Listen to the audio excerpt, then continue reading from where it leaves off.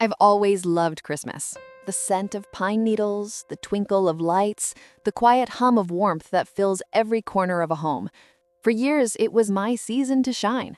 I'd spend days baking cookies, wrapping gifts with gold ribbons, and setting a table that looked straight out of a magazine. But last Christmas was different. It was the first year since my husband passed that I wasn't sure what home even meant. When my son, Daniel, married Emily 2 years ago, I was thrilled. She was bright, confident, and kind. The kind of woman who made Daniel laugh the way he hadn't since college. I thought we'd become close. Not mother and daughter close, but something warm and real. We chat occasionally, exchange recipes, and send each other funny memes. So when December rolled around, I naturally assumed we'd spend Christmas together. It started with a simple text. Me. Hey, sweetheart, are we doing Christmas at your place this year? I can bring dessert. I watched the typing bubbles appear, then disappear. A few minutes later, her reply came.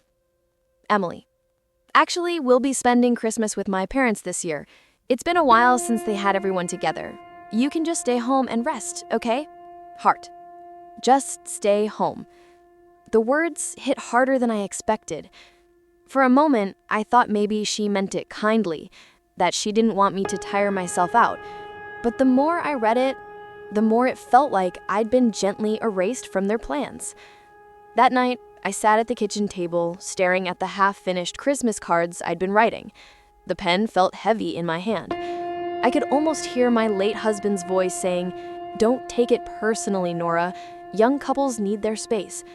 But it was personal. It always is when family becomes optional. I thought of Daniel as a boy. The way his eyes used to light up when we decorated the tree. The years he'd sneak downstairs early to shake the presents. How many times had I stayed up late stitching his Christmas stocking, making sure everything was perfect. And now I was just unnecessary. I tried to be gracious. I really did. The next day, I called Daniel. "Hey, honey," I began, trying to sound casual. "I heard you're spending Christmas with Emily's family this year." He hesitated. "Yeah, Mom, I meant to tell you sooner. It's just been crazy with work." I forced a smile, though he couldn't see it. "Of course. You should go. They deserve to see you both." He sighed. "We'll visit you after New Year's, okay?" "Of course," I repeated. "Have a wonderful Christmas." When I hung up, the silence in the house was deafening. The next few days were a blur of pretending I was fine, pretending I was excited for a quiet Christmas. But every time I saw an ad for holiday dinners or happy families in matching pajamas, I felt a little more invisible. I went through the motions, hung the wreath, lit a few candles, but it all felt hollow. I tried calling a few friends, but they were all busy with their own families. I even thought of volunteering at the shelter, but when I called, they said they were already full for Christmas Day.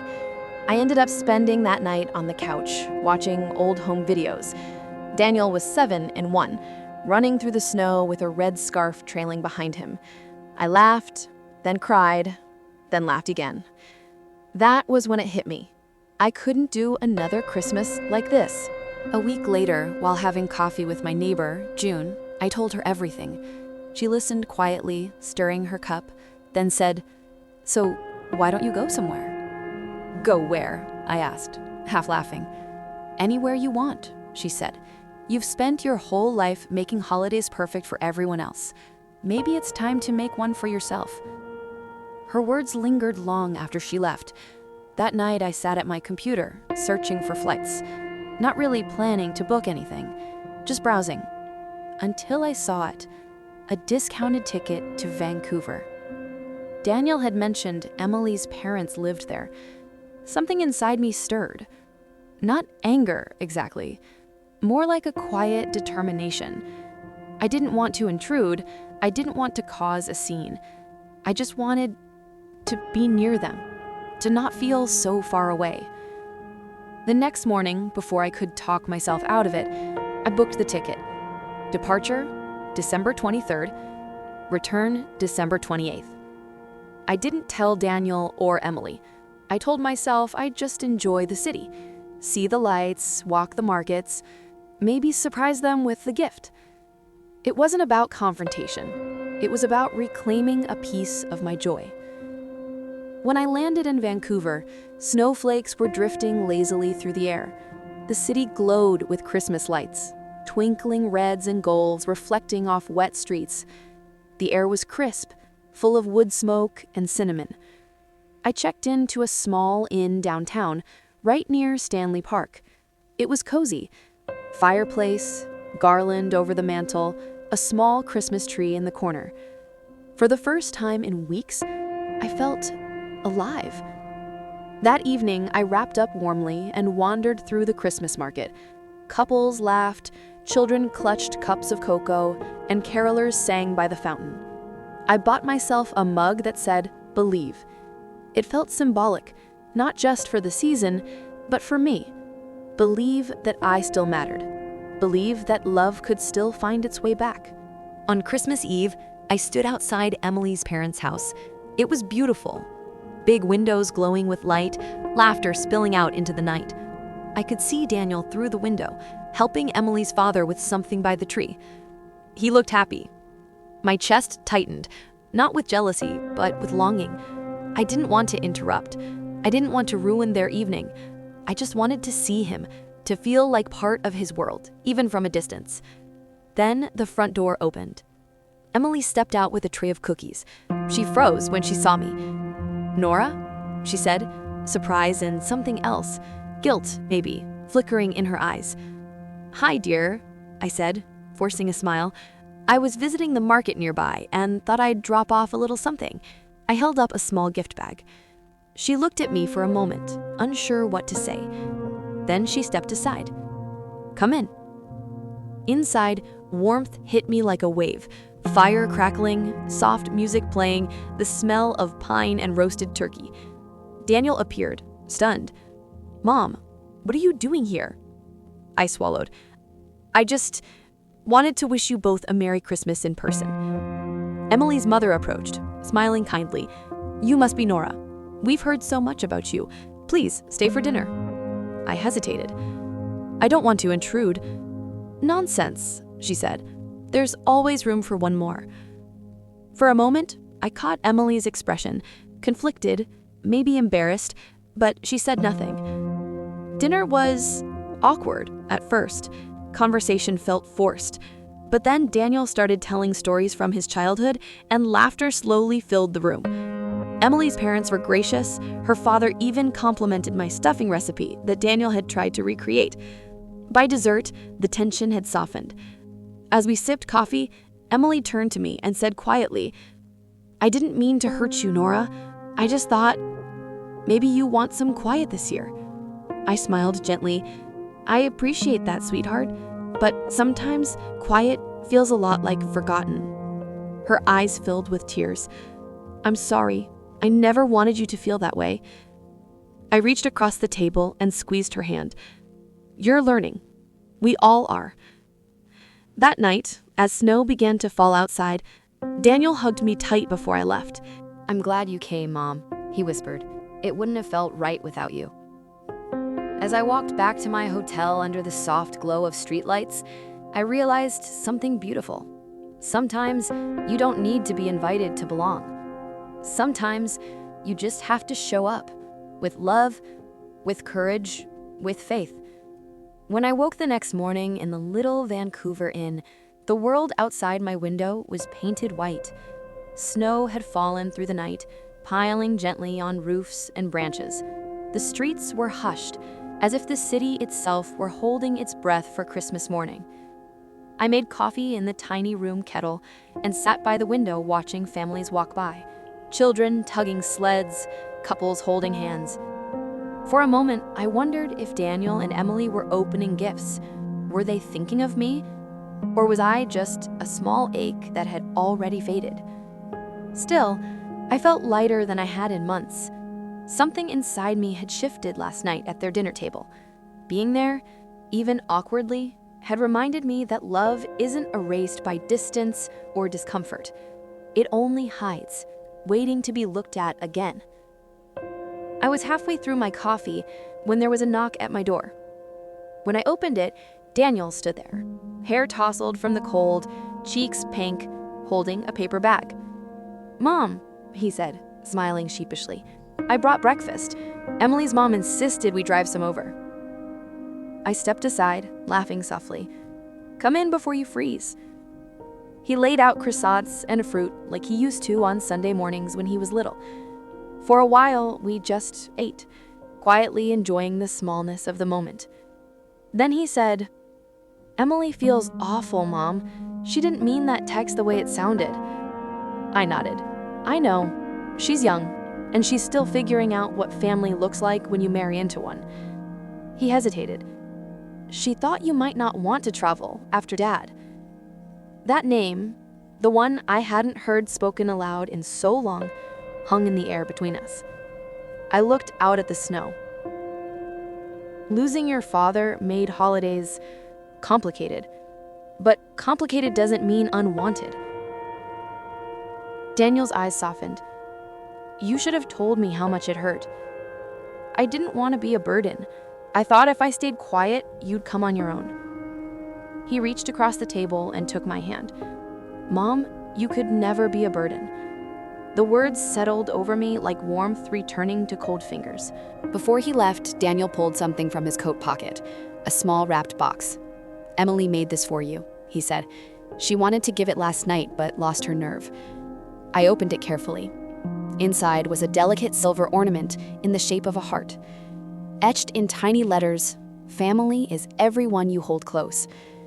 For a moment, I couldn't speak. "Tell her thank you," I whispered. He smiled. "Better yet, tell her yourself. We're having brunch tomorrow. Come join us." My breath caught. "Are you sure?" "Positive," he said. "It's Christmas, Mom. You belong there." The next day, I arrived at their apartment clutching a box of cinnamon rolls from a bakery near my inn. Emily opened the door, her eyes red but smiling. "Merry Christmas, Nora," she said softly. "Merry Christmas, dear." Inside, music played low, Bing Crosby crooning, "I'll be home for Christmas." The irony wasn't lost on either of us. We both laughed. "I hope you like cinnamon," I said, handing her the box. "I love cinnamon," she replied, and it felt like a tiny bridge forming. Brunch was lively. Her parents, siblings, and a few cousins filled the table.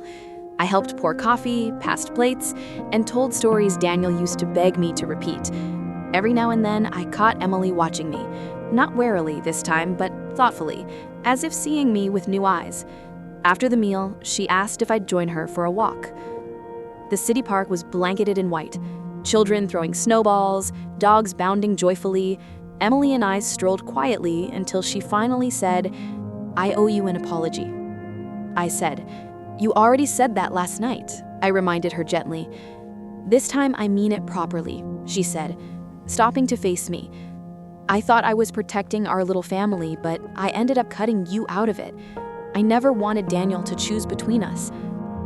I studied her face, the sincerity, the nerves. "Marriage makes everyone protective," I said. "When I was your age, I fought my own mother-in-law over Christmas dinner. She wanted ham, I wanted turkey. We didn't speak for months." She laughed through tears. "What fixed it?" "Time," I said, and realizing love doesn't shrink when it's shared, it grows. She nodded slowly. "Can we start over?" I smiled. We just did. We kept walking, our footsteps soft in the snow. That evening, Daniel drove me to the waterfront where he and I used to feed ducks when he was a boy. Lights from the boats shimmered across the water like tiny stars. "Dad loved this spot," he said quietly. "He did," I replied. "He'd tell you to make sure your wife never spends Christmas without feeling loved." Daniel slipped an arm around my shoulders. "I think he'd be happy you came." I looked up at the night sky. So do I. For a long time, we just stood there, mother and son, silent but connected, the way snow connects sky to earth.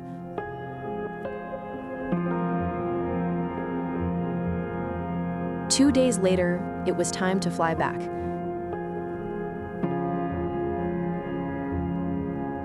2 days later, it was time to fly back. Emily and Daniel drove me to the airport. At the gate, Emily hugged me tight. "Next year," she whispered, "Christmas at yours. I'll bring the cinnamon." I laughed. Deal. As I boarded, I glanced back to see them waving, hands entwined. It didn't feel like goodbye. It felt like coming home, even as I left. When I returned to Chicago, the house felt different. Not emptier, just peaceful. I unpacked slowly, hung the silver heart ornament on my own tree, and watched it catch the morning light. Maybe families drift and stumble. Maybe we miscommunicate and wound each other without meaning to. But sometimes all it takes is one small act of courage, a flight, a walk, a shared meal, to remind us we're still connected. That flight hadn't just changed Christmas, it had changed me.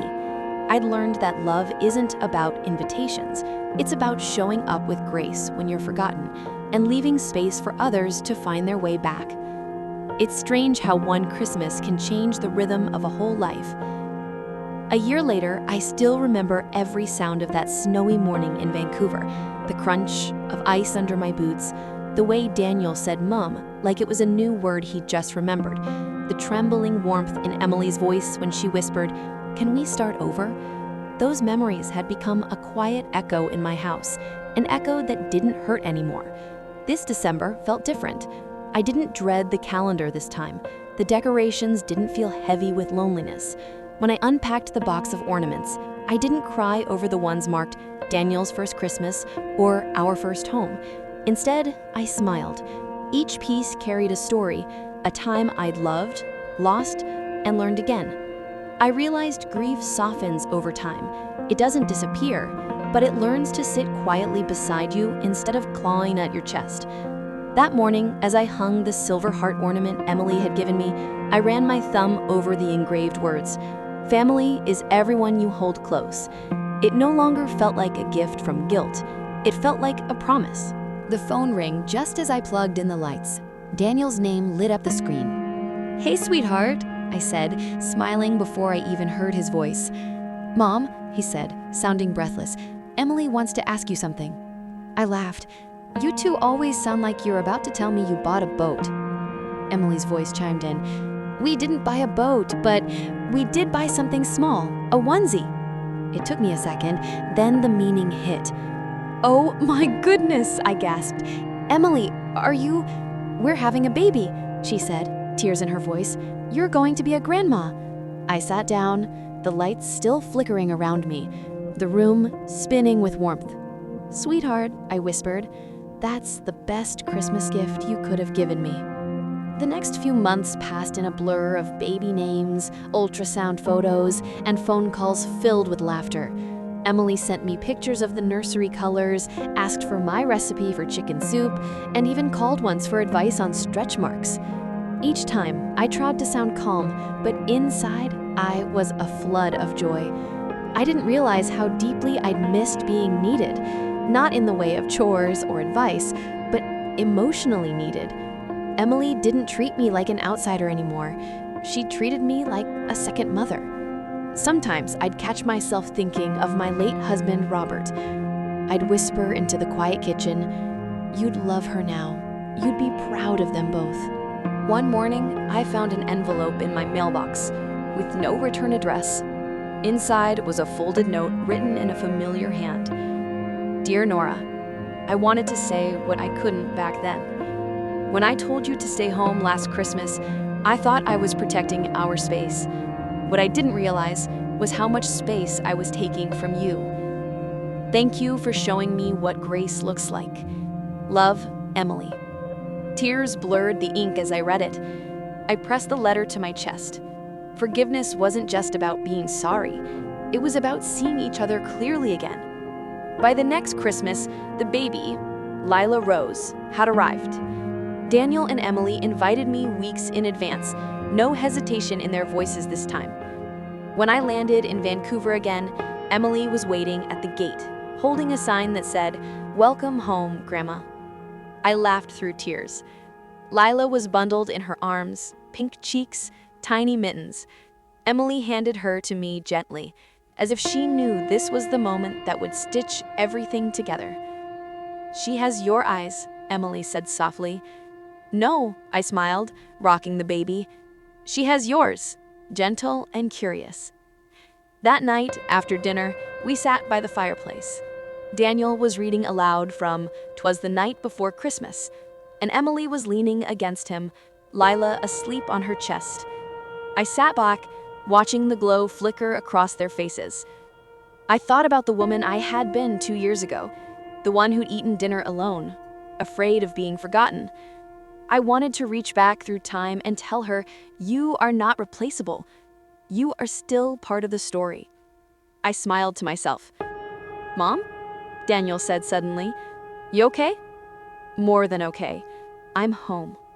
Later that night, when everyone was asleep, I stood by the window and watched the snow fall. The streetlights turned it to gold. I thought of how small acts, one dinner invitation, one plane ticket, had rewritten the ending of our story. Not by changing others, but by changing me. Forgiveness didn't erase the hurt. It simply built something stronger around it. And sometimes, the bravest thing you can do isn't fight to be included. It's to show up with love, even when you weren't asked to. Because love, when it's real, always finds its way home. Only I came to my husband's funeral. Not our son, not our daughter, not a single grandchild. Just me, standing by George's coffin while the cold wind whipped through the chapel courtyard, as if even the weather couldn't bear to stay. The funeral director looked nervous, glancing between the empty seats and me. "Would you like us to wait a few more minutes, Mrs. Holloway?" I shook my head.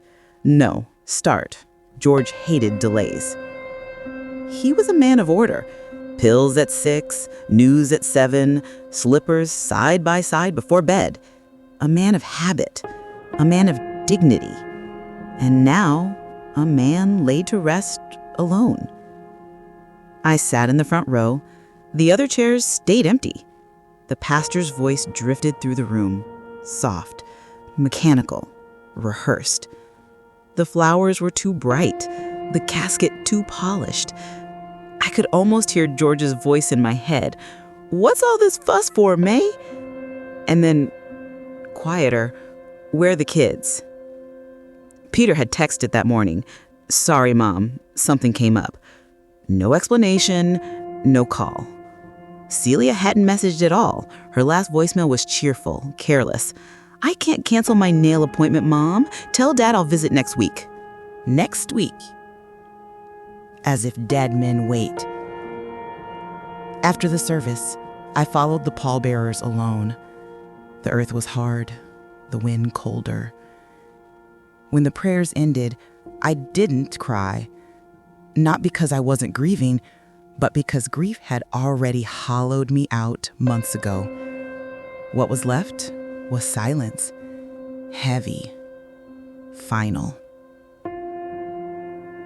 The plaque read, "George Holloway, beloved husband, father, forgotten." Back home, the quiet roared. His slippers sat neatly by the chair. The remote still faced the TV. I opened a bottle of wine, a good one, and poured a glass. Out of habit, I looked at my phone. Celia had posted a picture. "Brunch with the girls, living our best lives." Peter, too, a smiling selfie at the 9th hole. "Deals made, perfect weather."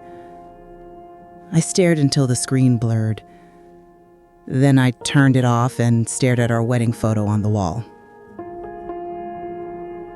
Tomorrow, I thought, I'll call the lawyer.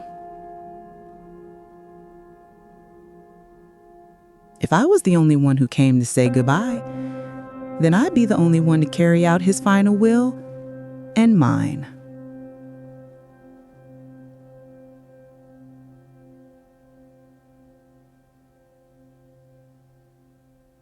Thomas, our lawyer, looked startled when I walked in early the next morning. "May," he said, "you want to revise your will?"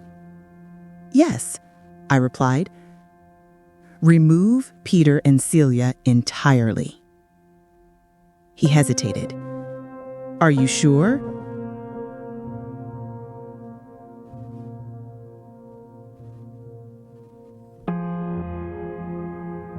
I met his eyes. I buried my husband alone. He nodded slowly. Understood.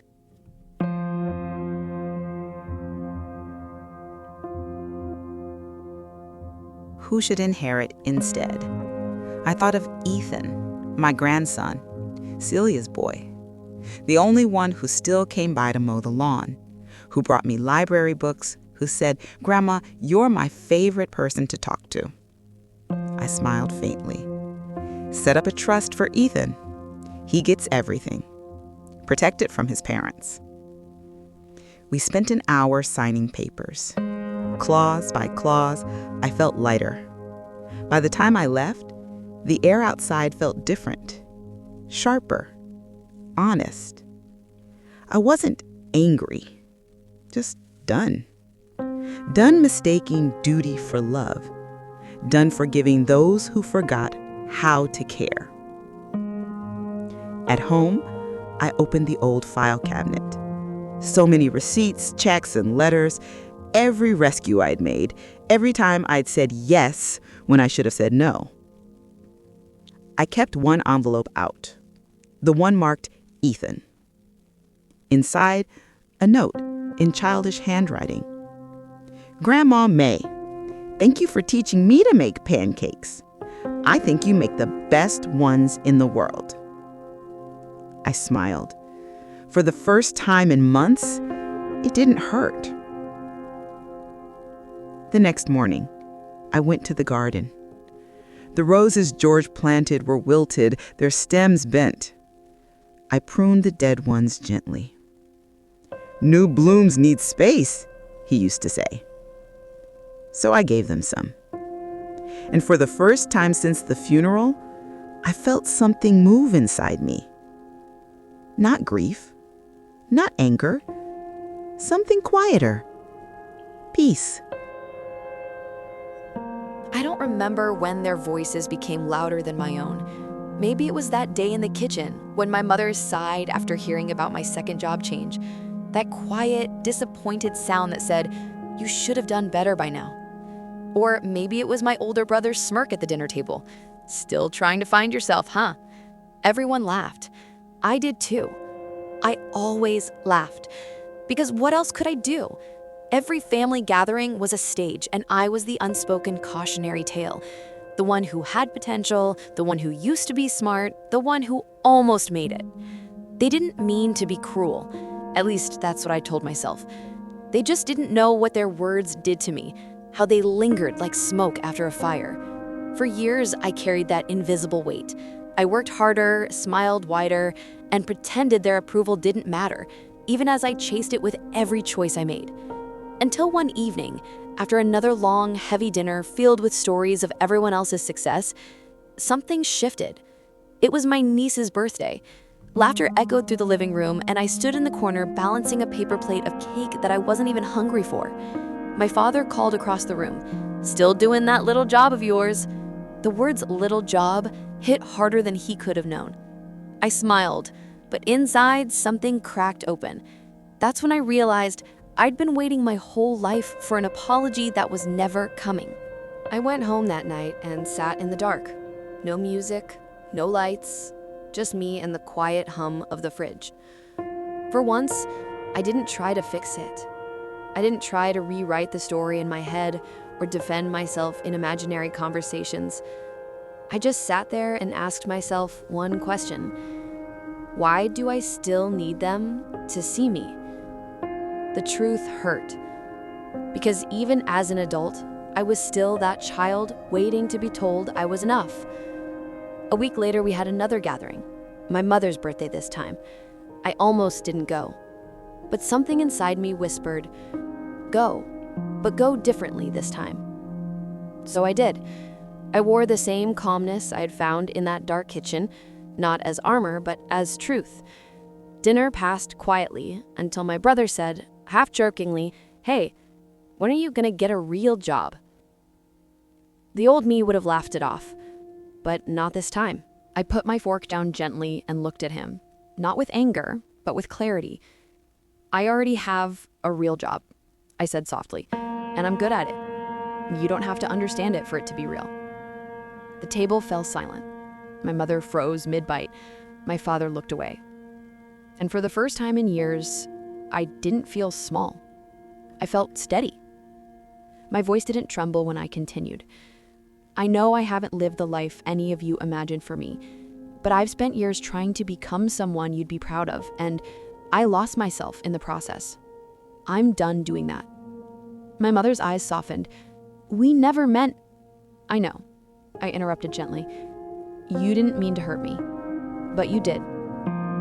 And I forgive you, because holding on has only kept me from healing."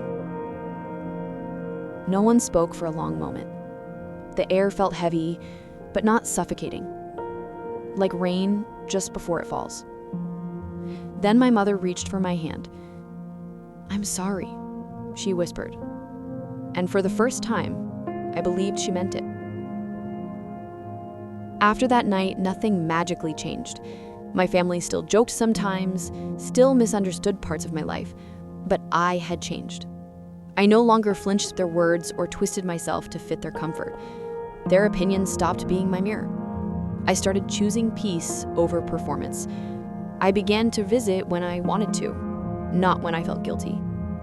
I celebrated small wins quietly for myself. I stopped needing them to clap for me, because I finally learned to clap for myself. One Sunday, months later, my father called. His voice was softer than usual. "I saw your photo in that article," he said awkwardly. "Look proud of you." It wasn't much, but it was something. And instead of craving more, I simply smiled. "Thanks, Dad." When we hung up, I felt a gentle warmth spread through me, the kind that comes when you realize you don't need to be seen by others to see yourself clearly. Sometimes healing isn't loud. It's not the dramatic confrontation or the perfect apology. Sometimes it's just the quiet acceptance that you deserved better and the strength to stop waiting for others to give it to you. I used to think confronting my family meant proving I wasn't a failure, but now I know it meant forgiving them and forgiving myself for ever believing I was. Because closure isn't about changing the past. It's about walking out of it, whole, steady, and finally free. I turned 59 that morning. The house smelled like vanilla candles and roasted coffee, and for once, I felt light. I'd set the table myself, nothing fancy, just the good china he'd given me on our 25th anniversary, back when anniversaries still meant something. 30 years of marriage. 30 years of quiet mornings, shared routines, and the kind of loyalty that becomes muscle memory. I thought I knew every corner of this man. Until that evening, when the doorbell rang, and everything I believed about my life walked in and introduced itself. He stood there, holding a cake box and a smile that didn't belong to him anymore. Behind him was a woman, maybe in her early 50s, graceful, uncertain, and two young adults who had his eyes. The girl was holding a bouquet. The boy looked like he wanted to be anywhere else. "Happy birthday," he said, voice trembling slightly. Then, as if it were the most natural thing in the world, he added, "There's something I need to tell you." I looked at the four of them, standing in the doorway like a family photo that never included me. And in that suspended moment, my world stopped. Not with an explosion, but with the quiet click of understanding. I didn't scream, didn't demand answers, didn't throw anything, though God knows I wanted to. Instead, I stepped aside and said softly, "Come in." The words surprised even me. They sounded too calm, too steady, for a woman whose entire life had just been rewritten in a single breath. They entered, awkward and cautious, the way people walk into a stranger's home. Except it was my home. The walls I'd painted, the curtains I'd chosen, the photos I'd hung, all of it watched as this man revealed the truth he'd buried for decades. He started talking, long sentences, half-truths, tangled justifications, about how it wasn't supposed to go this far, how he never meant to hurt me, how they didn't know. The woman nodded quietly, eyes fixed on the floor. The young man stared at the cake, and the girl kept twisting her ring nervously. I barely heard his words. They came to me like echoes through water, distorted, far away. All I could think was 30 years, 30 birthdays, 30 lies. When he finally stopped talking, the room felt like a confession booth that had run out of prayers. I stood, walked to the sideboard, and lifted a small, square box I'd wrapped that morning. I turned to him, smiled, a calm, deliberate smile, and said, "I have something for you too." He blinked, confused. "For me?" "Yes," I said, walking toward him. "You brought your family. I thought it's only fair I give you a gift." I placed the box in his hands. It was light, too light. He frowned a little, then untied the ribbon. Inside, nestled in tissue paper, was a single silver key. The same key I'd given him when we moved into this house. He looked up, puzzled. "It's the house key," he said. I nodded. "Yes, and now it's yours to take, wherever you're going. Because you won't be coming back here." Silence. The kind that hums, thick and electric. His face drained of color. You're throwing me out?" "No," I said softly. "I'm setting myself free." I turned to the woman, not with anger, but with something far heavier. "I hope he treats you better than he treated honesty." Then to the children, "You didn't choose this. None of us did. So go easy on yourselves." I walked to the window, looked out at the fading light, gold spilling across the garden we'd planted together. For a moment, I saw every version of me that had ever loved him, the hopeful bride, the forgiving wife, the woman who waited for him to come home on late nights. And then I let them go. Because forgiveness doesn't always mean reconciliation. Sometimes it's the final act of self-respect. They left quietly, the sound of their footsteps fading down the porch. He turned once, as if hoping I'd stop him, the way I always used to. But I didn't move. When the door closed, I sat on the couch and finally let myself breathe. Not cry, just breathe. It felt like the first real breath in years. Later that night, I took a slice of the cake, the one he'd brought, still untouched, and ate it alone, under the soft glow of the dining room light. It wasn't bitterness I tasted. It was peace. Strange, quiet peace. I thought about the years I'd lost and the woman I'd become through all the silence. And I whispered to the empty room, "Happy birthday to me." In the weeks that followed, people asked if I was okay. I smiled, because okay was too small a word. I was becoming. I changed the locks, painted the walls, bought myself new dishes, bright, mismatched, alive. Every morning, I brewed my coffee in a kitchen that no longer carried his shadow. I even planted something new in the garden, white lilies for peace and roses for strength. Sometimes I still think about that night, about the woman who stood so calmly while her world crumbled. And I realize now that was the moment I finally met myself. Not the wife, not the caretaker, not the shadow of a promise. Just me, whole, steady, and free. Because sometimes the most powerful revenge isn't rage or chaos. It's standing in the ruins with a smile and saying, "I'm still here." And when you hand back the key, you don't just close a door, you open your life again. I've always believed that families aren't perfect. They're messy, complicated, loud, and sometimes even unfair. But unfair doesn't begin to describe what mine became. From childhood till adulthood, my mother's love had always been selective. Not absent, just carefully distributed. And somehow I never made the list. My sister, Hira, 3 years younger, was the light of her world, the golden girl, the dream child, the one she proudly showed off at weddings, in WhatsApp groups, to random neighbors who didn't care. Me? I was the one who managed. I was the one who doesn't need much. I was the one she believed would always figure things out without help. But the truth was, I was drowning long before my collapse made it obvious. It was a Tuesday morning, cloudy, quiet, suffocating. I was sitting at my narrow study table, calculating for the millionth time how I was supposed to survive the next month. Rent was due, 2 university fees pending, groceries barely enough. My part-time job was cutting my hours. I was staring at numbers that refused to add up. When my phone buzzed, a bank notification, and then a message from my dad. "Baby, I transferred $3,500. Use it for your studies and whatever you need. I'm proud of you." I burst into tears, the kind that choke you silently. I hadn't even asked him. He somehow saw me without me saying a word.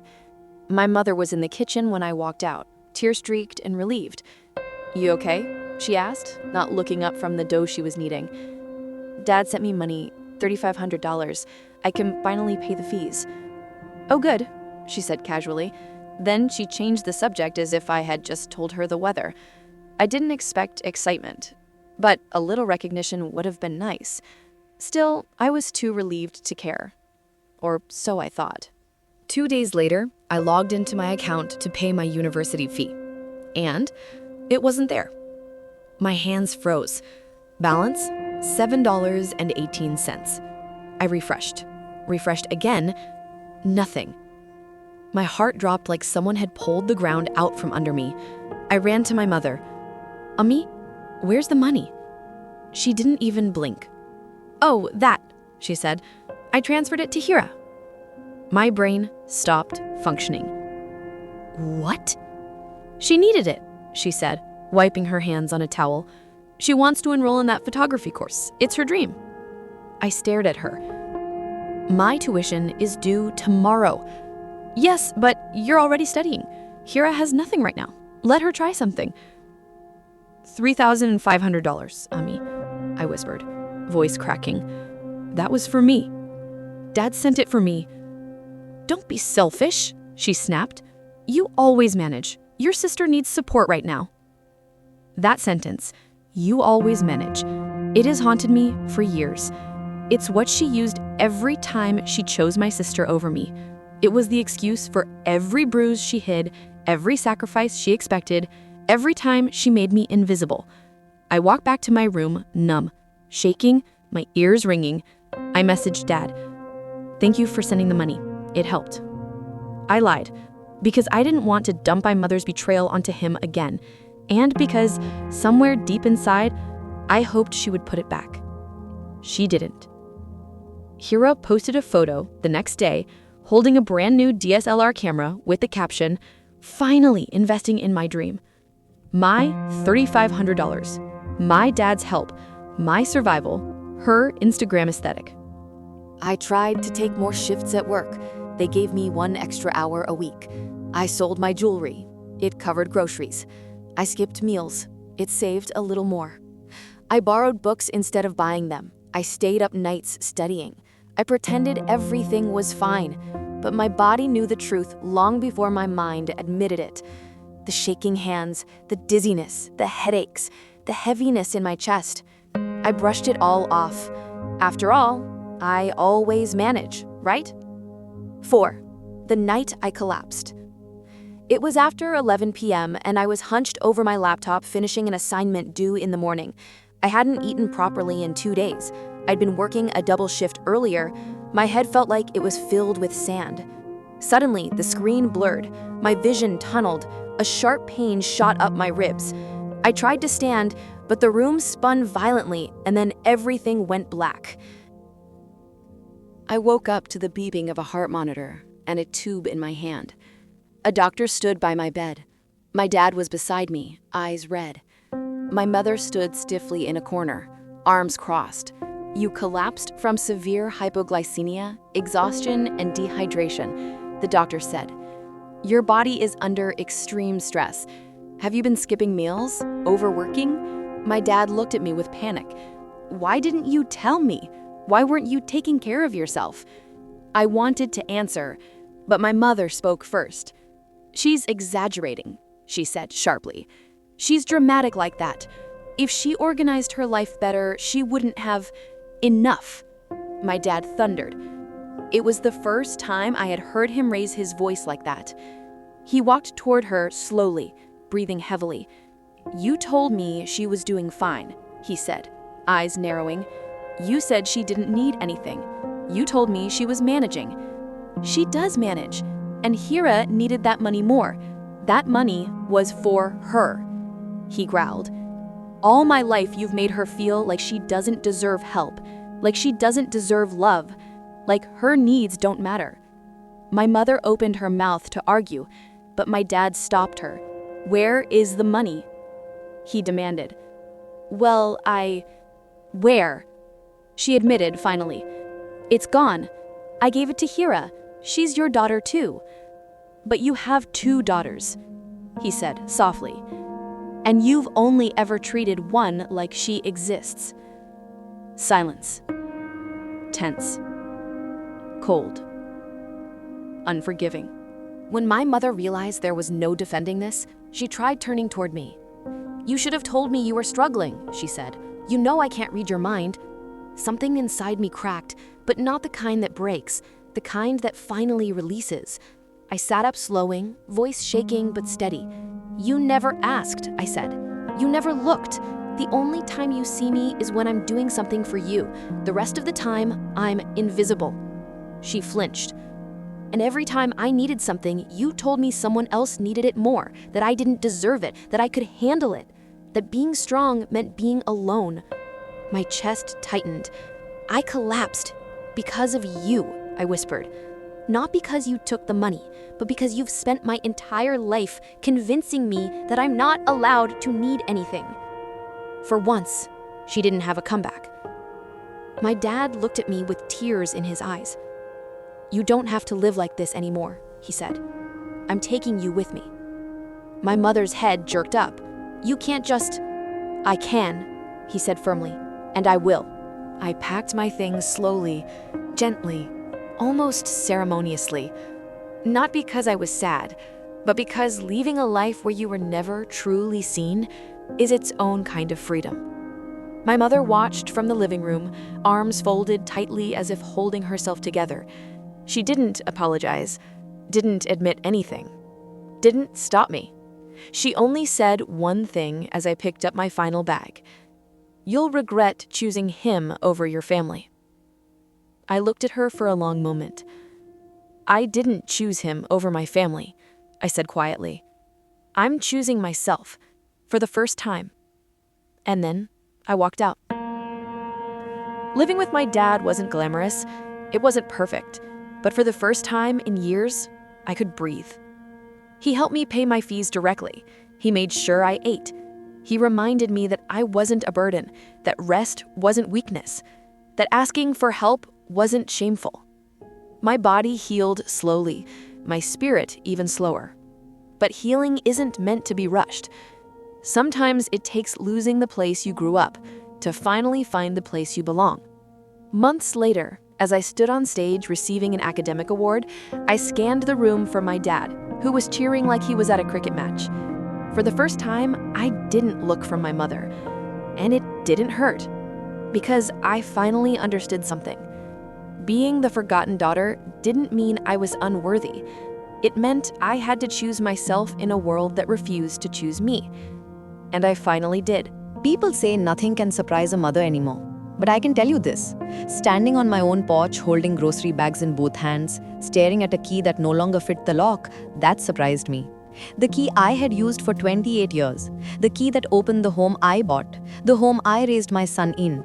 The home I protected through hardship, widowhood, grief, and growth. That key. It wouldn't turn. At first I thought maybe I was tired. My hands were shaky from the long walk back, and the sun was sharp overhead. But then I tried again, slowly, carefully. It scraped against metal like it was trying to remember something, and then it stopped. My chest tightened. Bismillah, I whispered and tried a third time. Nothing. The doorknob rattled, but the bolt inside was new, cold, stiff, and unfamiliar. Someone had replaced it. Someone. My heart already knew who. I knocked softly at first, then harder. I even called out. Nothing. Finally, as I pulled out my phone to call my son, a message pinged. From my daughter-in-law, Safia.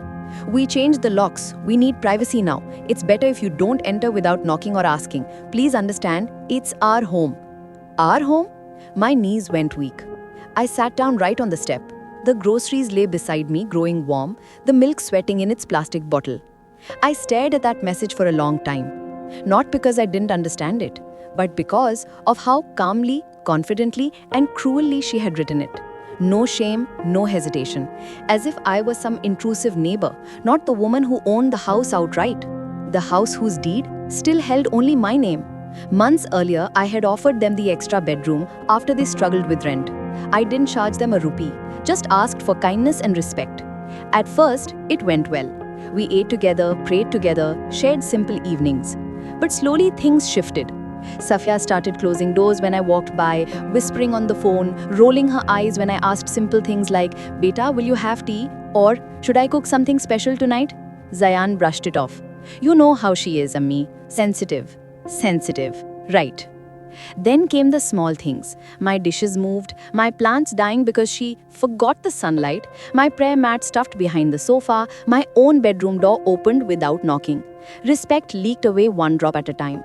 But changing the locks, that was a tsunami. I didn't call her. I didn't text her back. Instead, I tried calling my son, but he didn't answer. Twice.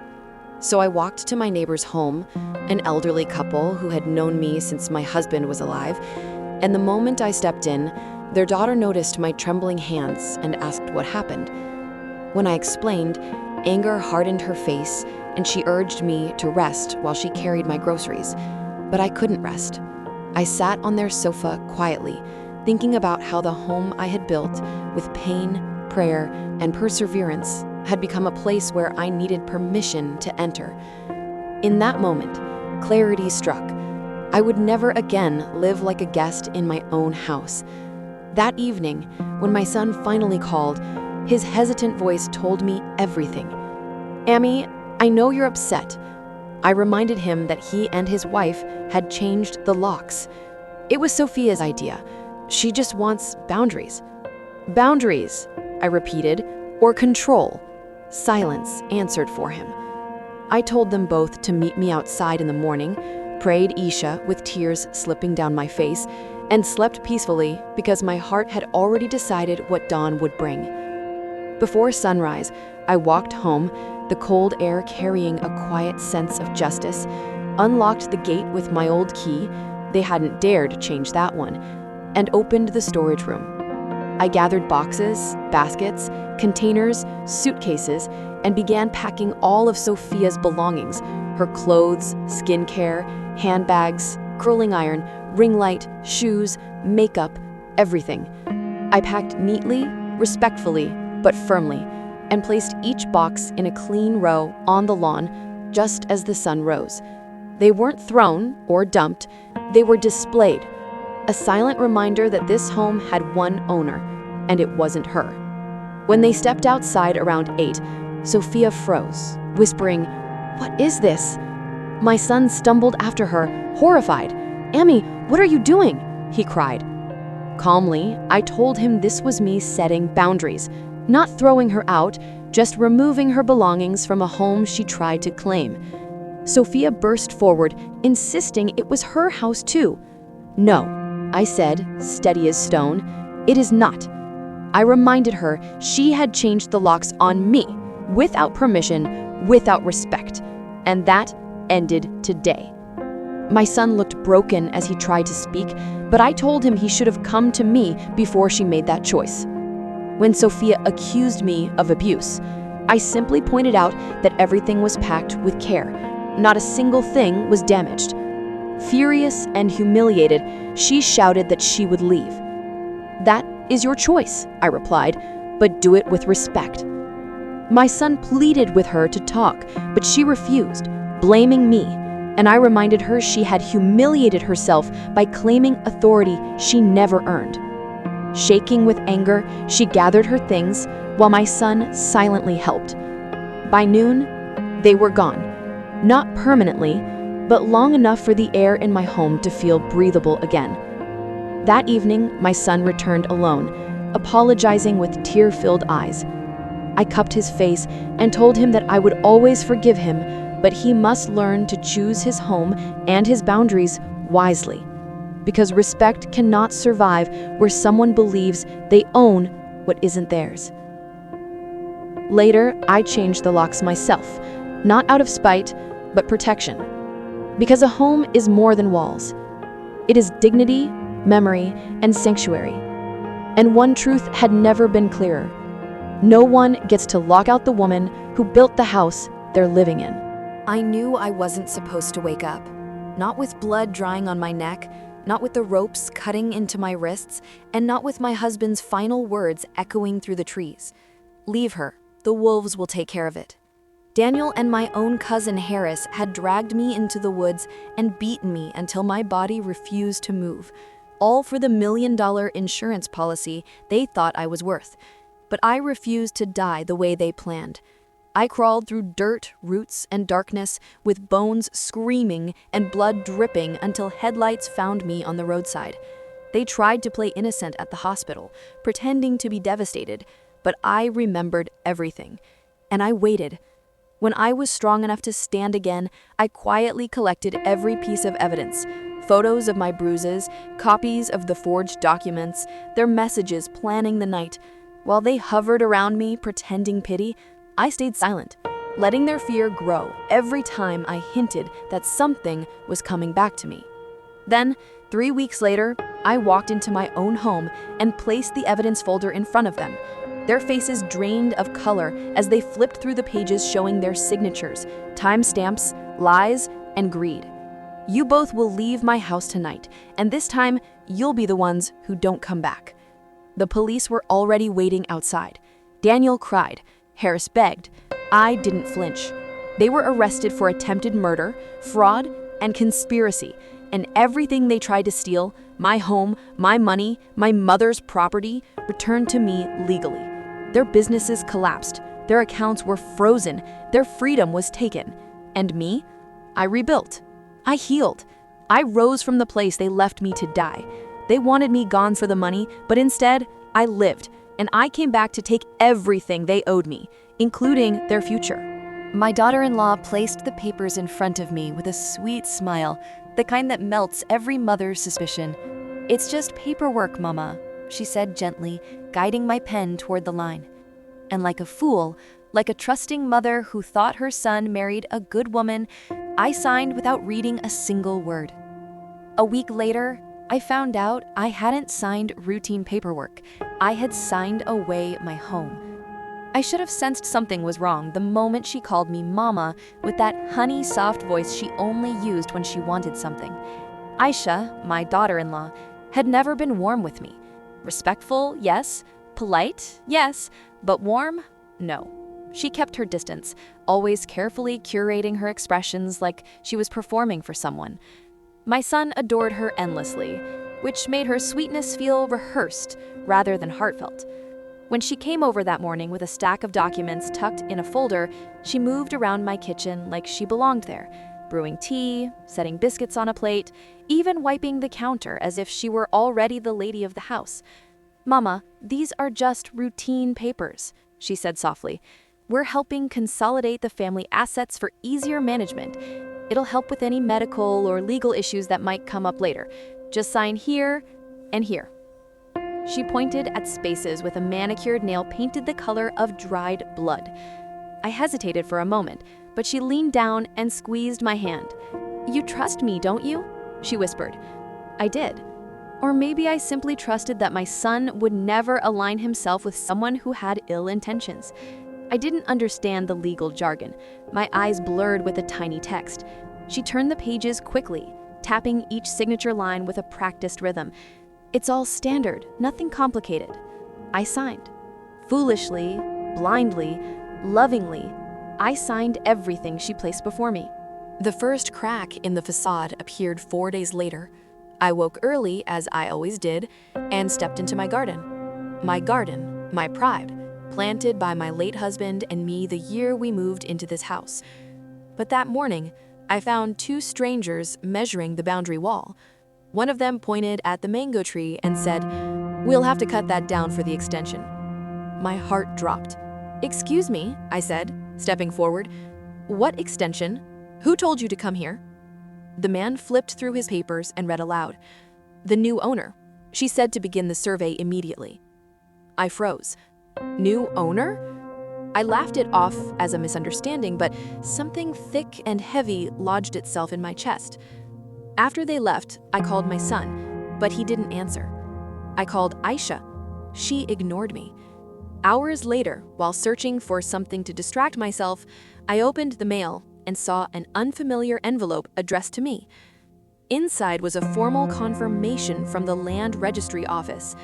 The property at 14 Jasmine Road has been legally transferred to Mrs. Aisha Khan as the sole owner. My breath seized, my hands trembled, my heart hammered against my ribs. I read it again, and again, and again. It didn't change. I was no longer the owner of my own house. Not the home I had built brick by brick with my husband. Not the place where I raised my son. Not the place where I had lived for 32 years. My daughter-in-law, smiling, sweet-voiced Aisha, had taken it, and I had signed it away with my own hand. I confronted my son first, hoping, praying that this was some sort of clerical error. When he finally returned my call and came over, he wore an uncomfortable expression, one that told me he already knew. "Ami," he said softly, "you don't need to worry. It's all for your own good." My own good? I felt something sour rise in my throat. "You let your wife trick me into signing my house over to her?" I demanded. He looked down. "You're getting older," he murmured. "We just wanted to secure things. Aisha can handle the legal matters better than you." His words stabbed me deeper than the paperwork did. My own flesh and blood had betrayed me. My own son, the boy whose diapers I changed, the child I raised alone after losing his father, the grown man who now stood in front of me and explained away my erased ownership as if it were some minor reorganization. When I told him to reverse it immediately, he sighed and said, "We can't. Everything is already registered. The lawyers said it's final. But don't worry, you can stay here as long as you like." Stay here? As long as I like? This was my home, my sanctuary, my life's work, and now he was speaking to me like a tenant, not a mother. The next day, the true horror began.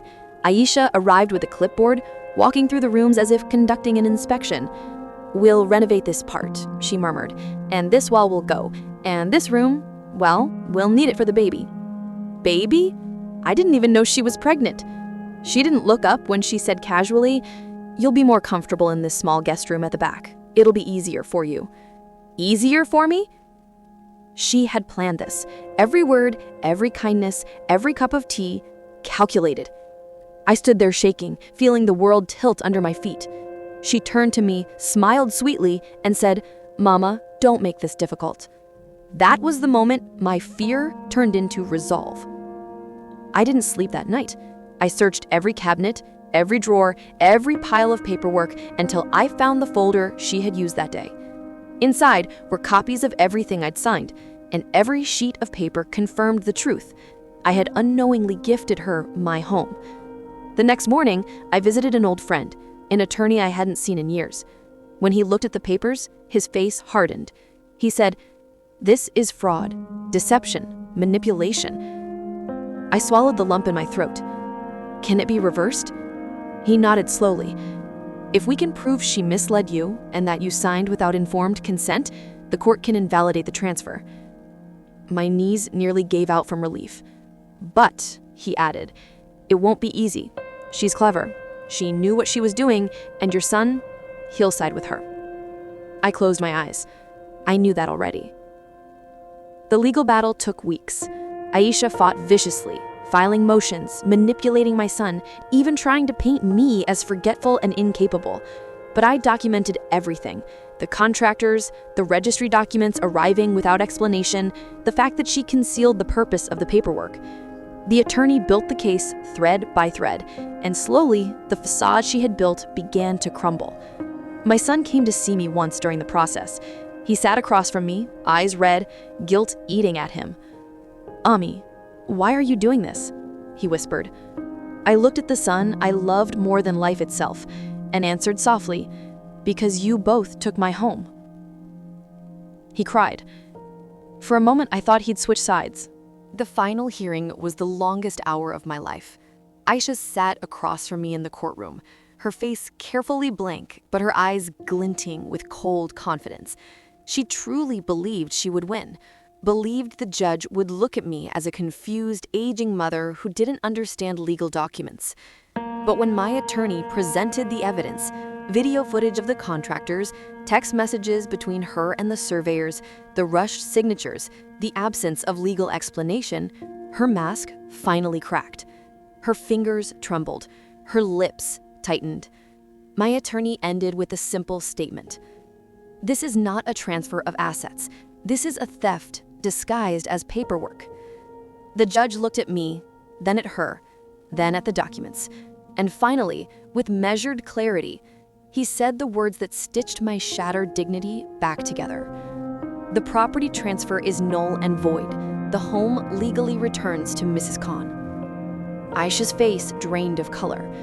My son closed his eyes, shame washing over him. I did not smile. Winning did not feel like victory. It felt like survival. After the ruling, I walked out of the courtroom with my head high. My son ran after me, voice breaking. "Ami, please, don't shut us out." I stopped, but didn't turn. "You shut me out," I said softly. "You both did." His silence was my answer. I returned to my home, and for the first time in weeks, it felt like mine again. The contractors never came back. The mango tree remained standing. The house was quiet, peaceful, safe. But something inside me had shifted forever. Trust, once broken, can never be rebuilt in its original form. Weeks later, I received a letter from Aisha, a long one. Apologies, justifications, explanations. She claimed she did it out of fear that my son and I would ignore her baby once it arrived, fear that she wouldn't have security if something happened to my son, fear that she would never belong. She begged for forgiveness. I folded the letter without finishing it. I am not heartless. I know motherhood can make a woman desperate, but desperation does not justify deceit. I called my son once, only once, to tell him something simple. "You and your wife are welcome to visit, but you will never handle my paperwork again." He cried again. I didn't. I had shed all my tears the night I realized my family could betray me for comfort. Now I live differently, carefully, wisely, with boundaries carved in steel. And every morning when I walk through my garden and see the sunlight fall on the mango tree, I remind myself, sometimes the greatest battles are fought not with strangers, but with the people we love. And sometimes, winning isn't about getting revenge. It's about taking back what is yours and refusing to be erased. I never planned to ruin anyone's life. I only wanted the truth. But truth, when buried deep under greed, rots and turns into something else, something sharp enough to cut back. My sister Amina believed honesty could fix anything. When she uncovered corruption at her company, stolen funds, harassed staff, and threats, she thought reporting it would make her a hero. Instead, it made her a liability. The night she called me, her voice was trembling. "They told me to stop talking," she whispered. "They said accidents happen to people who don't know when to stay quiet." 3 days later, she became one of those accidents. A hit and run. No witnesses, no suspects, just silence. But I knew who was responsible. Her CEO, Harris Jaffrey, a man who smiled with his mouth but never with his eyes. At her funeral, I didn't cry. I memorized faces. I memorized cars. I memorized the rehearsed condolences. And when Harris shook my hand without an ounce of guilt, I felt something inside me shift. If the system wouldn't give me justice, I would take revenge myself. I reinvented everything: my name, my appearance, my resume. It took 2 months to get hired at Harris's company and 1 month more to get transferred under his department. He didn't recognize me. People like him never remember the families they destroy. I played the role of the quiet, hardworking employee who stayed late and listened when others spoke too much. And people always speak too much. Within weeks, I collected everything I needed: illegal transactions, offshore accounts, bribe records, threatening emails, and evidence of harassment. The company was a polished glass palace built over a cesspool, and I was about to crack it open. Revenge isn't just about taking someone down, it's about making them feel it. So I leaked every file anonymously to journalists, government agencies, rivals, and whistleblower platforms. The story detonated across the internet.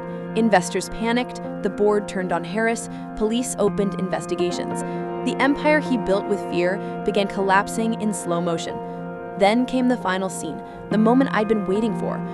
One night, in the chaos of breaking news and police warrants, Harris stormed into the office, red-faced and furious. He found me standing in his doorway, waiting. "What the hell are you still doing here?" he snapped. I stepped close enough for him to finally see me.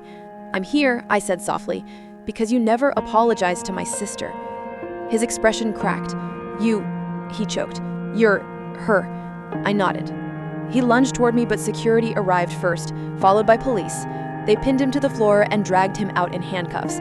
As he passed me, I whispered, "You buried her, but you buried yourself too."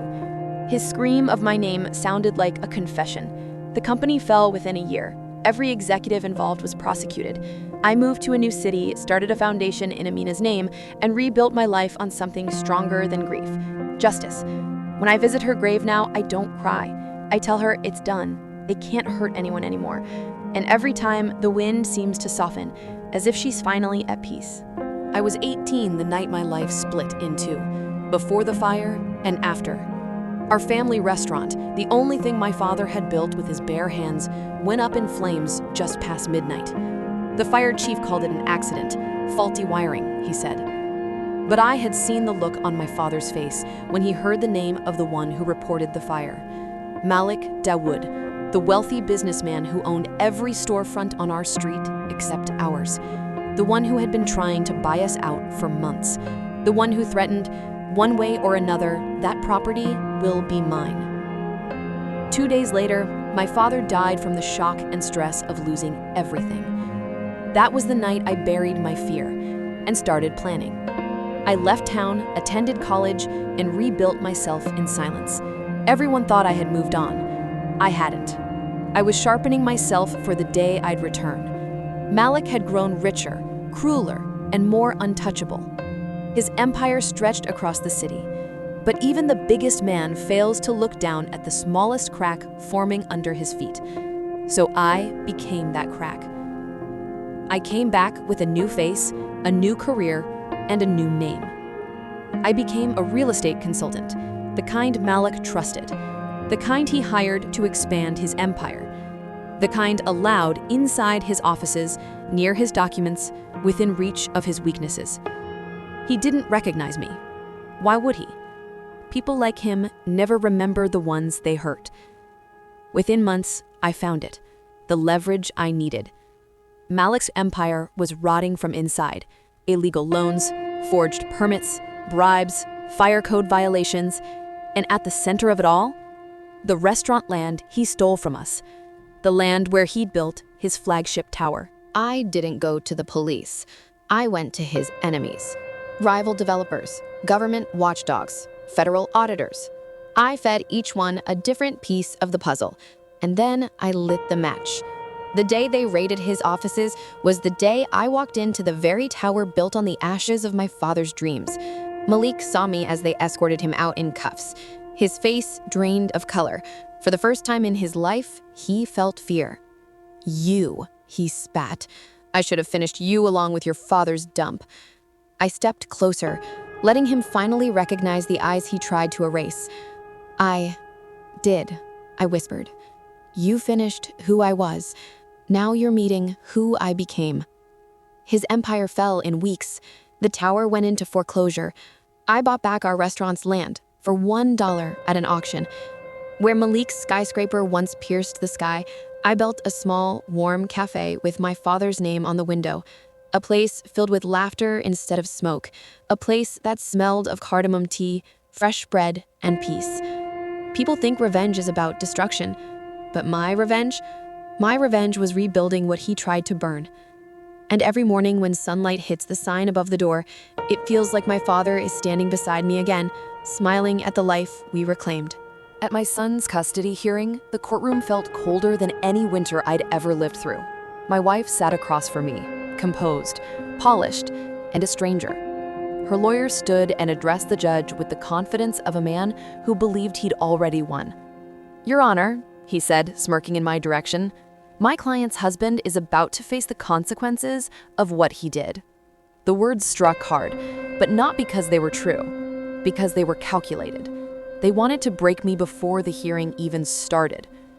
My wife refused to meet my eyes, not once, not even when our son, Noah, peeked at me from behind her chair, confused and scared. Her lawyer continued, "We have documented evidence that Mr. Malik has been financially irresponsible, emotionally unstable, and unfit to care for a minor." Lies, all of them. I clenched my jaw and whispered to my attorney, "Let them finish, we're ready." For 2 months, they had dragged my name through the mud. My wife drained our joint account, moved out without warning, and told everyone I'd lost control.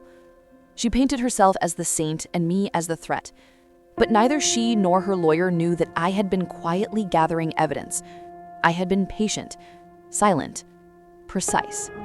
Her lawyer proudly presented a stack of papers, altered bank statements, messages taken out of context, and even a false claim that I had abandoned my family for days. The judge frowned at me.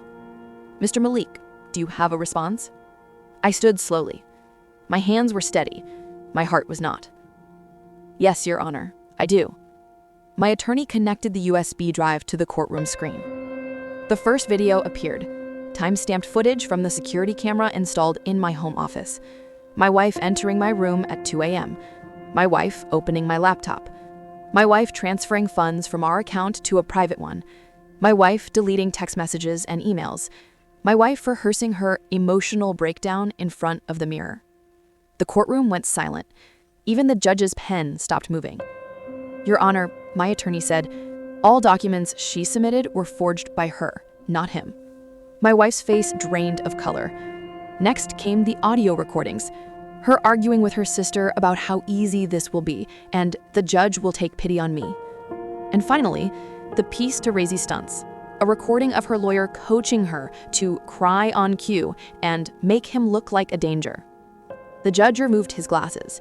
He looked at my wife, then her lawyer, then at me. "Mr. Malik," he said firmly, "you should have filed these earlier."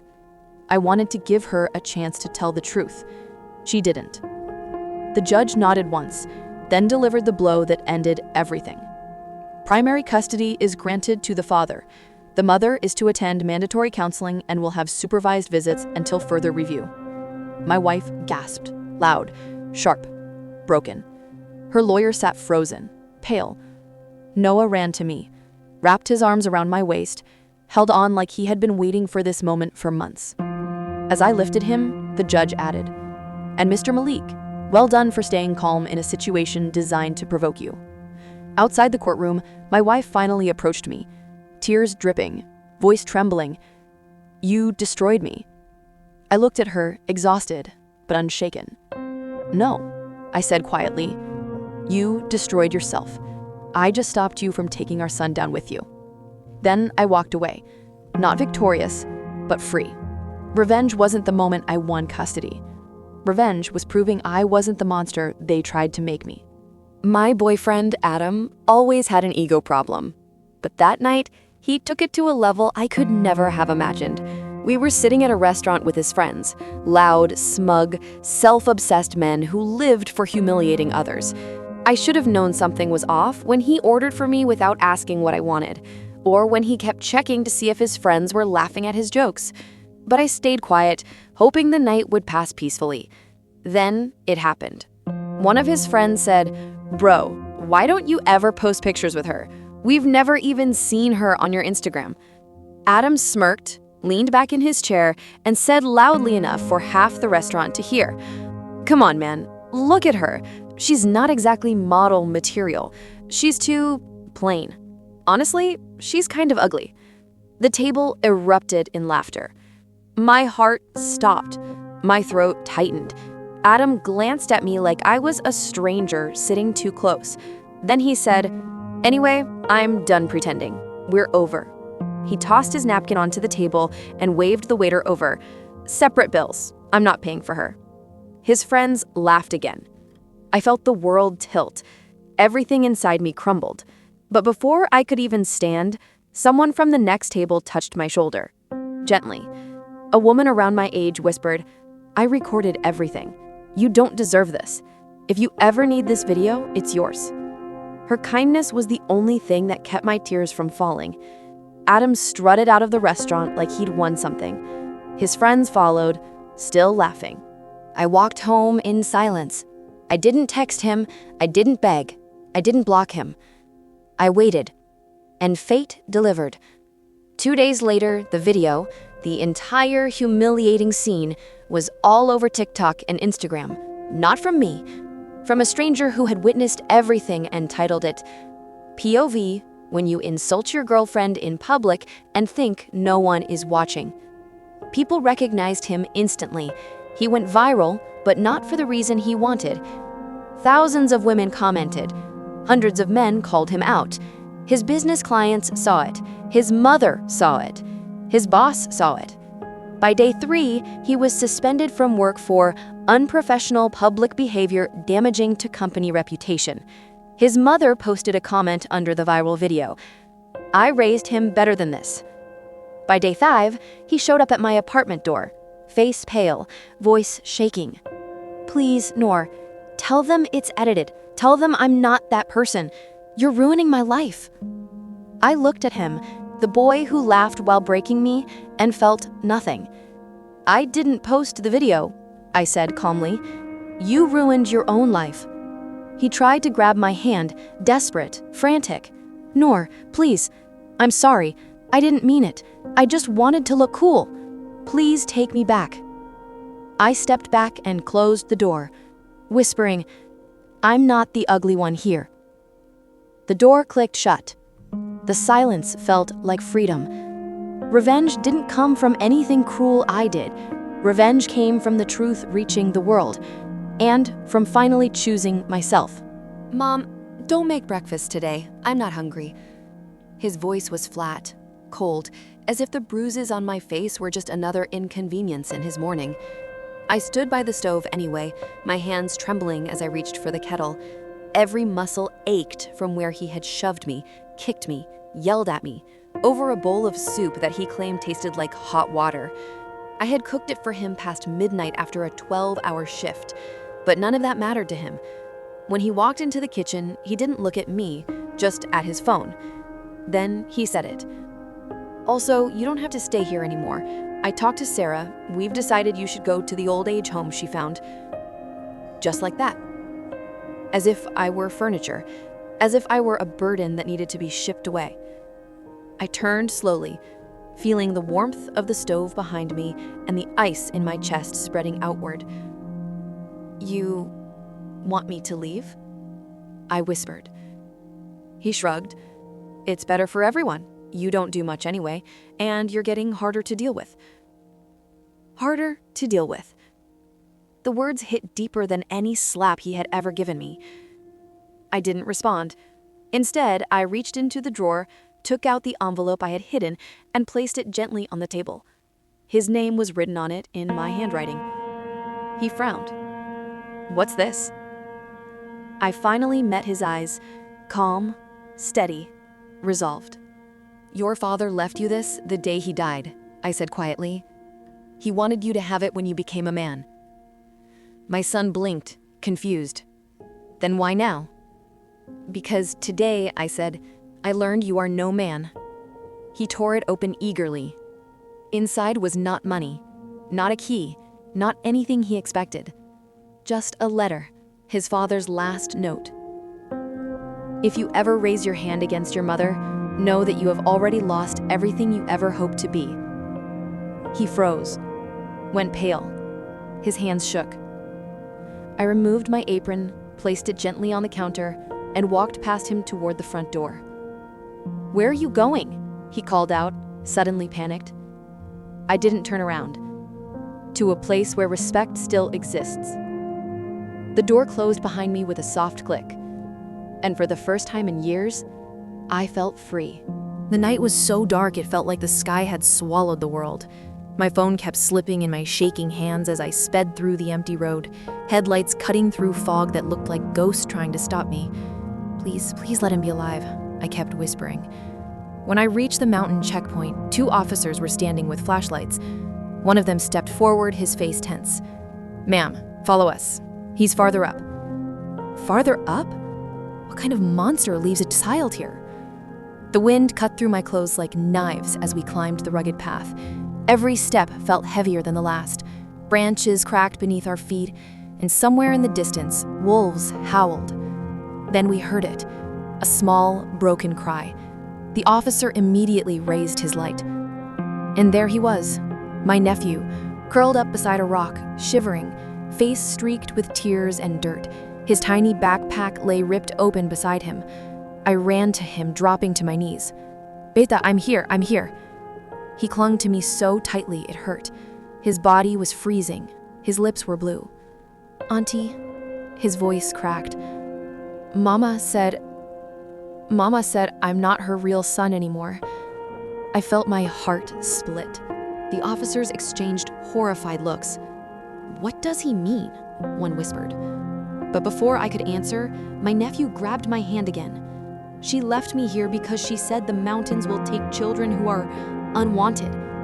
I felt the world tilt. His own mother said that. The officer stepped closer, voice firm now. "Ma'am, this is no longer just abandonment. This is attempted harm. We need to take your statement and get him to the hospital immediately." I nodded, lifting my nephew in my arms. He was so light, too light. As we walked back down the mountain trail, he whispered into my neck, "Auntie, will you keep me, please? Don't give me back to her." I held him tighter. "Beta, you're never going back to that house, not while I'm alive." The police lights flashed ahead of us, painting the trees red and blue, and I realized this wasn't just a rescue. This was the beginning of a war to protect a child who had already endured more than any child ever should. The bank called, "You owe $500,000. But I'd never signed a single document. Turns out, my own brother had stolen my identity. The woman on the phone kept talking, but my mind went numb. "Ma'am, this loan is in your name. You signed the papers 6 months ago." "No," I whispered. "I didn't sign anything." She sighed, as if she had heard this excuse 1,000 times. "Then someone close to you did." Someone close. The words hit me like a punch. I drove straight to the bank, my hands shaking the whole way. They showed me the documents, my name, my ID number, my signature. Except it wasn't mine. But the handwriting, I recognized it. My brother's. The same brother I'd fed, supported, and kept in my house when he had nowhere else to go. I felt my throat tighten. Who submitted these? The manager tapped the screen. A security photo popped up, and there he was. My brother, smirking, leaning across the counter, signing my name as if it were a joke. But the worst part, he wasn't alone. Standing beside him, pointing where he should sign, was someone I trusted even more. My husband. My heart dropped. The manager zoomed in on the footage. My brother and my husband shook hands and walked out together, as if they had planned this for months. I stumbled out of the bank, gasping for air. And as soon as I reached home, everything became clear. The empty drawers, the missing jewelry, his sudden business trip, their secret phone calls. My whole life robbed by the 2 people I loved most. But they made one mistake. They thought I wouldn't fight back. They thought $500,000 would destroy me. They forgot something. I don't go down quietly. This wasn't the end. It was the beginning of their reckoning. At my sister's wedding, I gave my name at the entrance and the staff froze. Ma'am, you're not on the guest list. Not only was I supposed to be there, I was supposed to be her maid of honor. I thought it was a mistake until a photographer showed me footage from inside the bridal suite. And when I saw who was in that room with her, I understood exactly why she didn't want me at the wedding. I arrived at the Crystal Garden Resort at exactly 4:12 p.m., clutching the gold envelope that contained the gift I had spent 2 months designing for my sister. The parking lot shimmered under strings of warm lights, and from where I stood, the grand wedding hall looked like something out of a fairy tale. Music drifted out from the open doors in soft waves. Violins, laughter, the clinking of glasses. My sister had always dreamed of a royal wedding, and somehow she managed to get her wish. What I didn't know was that her fairy tale had no place for me. I stepped toward the entrance, an excited knot in my stomach. The last time we had seen each other, she had hugged me tightly and said, "You're my sister, my backbone. I want you with me every moment on my big day." But people say love is blind. I didn't know hers was also selective. 3 staff members stood at the registration podium with iPads in their hands. They smiled at guests walking in, until I approached. "Name, please," he asked politely. I smiled. "Alina." He typed it in, then again and again. His smile faded. The woman standing beside him glanced at the screen, then at me. She whispered something to him. They both stiffened. "Ma'am, I'm sorry, but your name is not on the guest list." I frowned. "That's impossible. I'm her sister." He checked again. "I'm sorry, but your name is not here." Something inside me sank. "Sophia," I said clearly. "Bride's older sister, maid of honor." All 3 staff members exchanged looks. That's when I knew something was very, very wrong. The coordinator arrived moments later, a thin woman in a sleek black dress, clutching a walkie-talkie as if it were a lifeline. "What seems to be the issue?" she asked. The staff whispered to her, rapidly, nervously. She turned to me with a strained smile. "I'm sorry, ma'am," she said, "but the bride requested changes to the guest list this morning, and your name was removed." I stared at her. "Removed? Why?" She swallowed.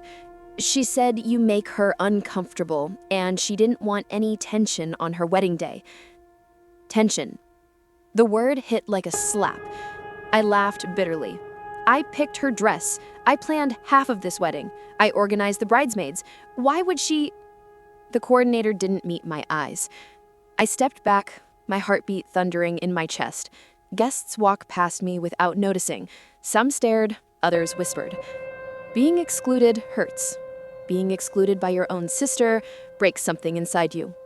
I turned, ready to leave, because even humiliation has limits, when I heard a small voice. "Auntie Sophia?" I turned to see my niece running toward me in her tiny flower girl dress. She hugged me with all the strength in her little body. "I knew you'd come," she whispered. "Mama said you're not coming, but I told her that's not true." My throat tightened. Before I could respond, a bridesmaid rushed in. "Come on, you're not supposed to be out." She froze when she saw me. Her expression said everything. I wasn't supposed to be anywhere, not in the hall, not near the guests, not even near my niece. Something inside me snapped, quietly, but completely. I gently let go of my niece and whispered, "Go inside, sweetheart. I'll be right behind you." A lie. To protect her from the truth. As I walked away, someone called out, "Are you Sophia, the bride's sister?" I turned. It was the wedding photographer, a tall man with a camera strapped across his chest and an iPad in his hand.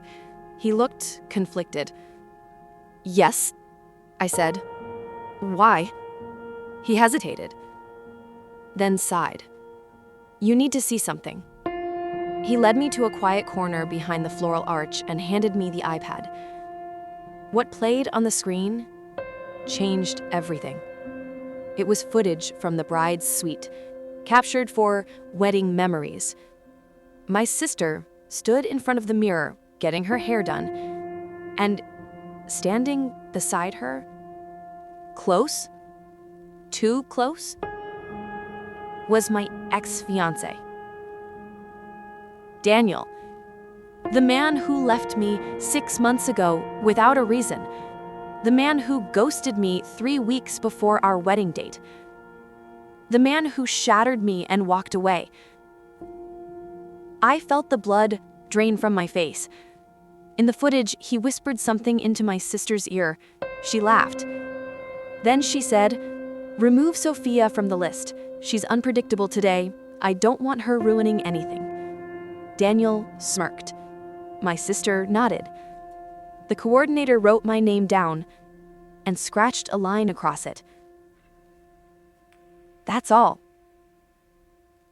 the photographer said softly. "I thought you should know." I couldn't breathe. My ex. My sister. But the story didn't start here. The betrayal had begun long before this wedding, before the seating charts, before the dress fittings, before the invitations. It began 6 months ago, when Daniel disappeared.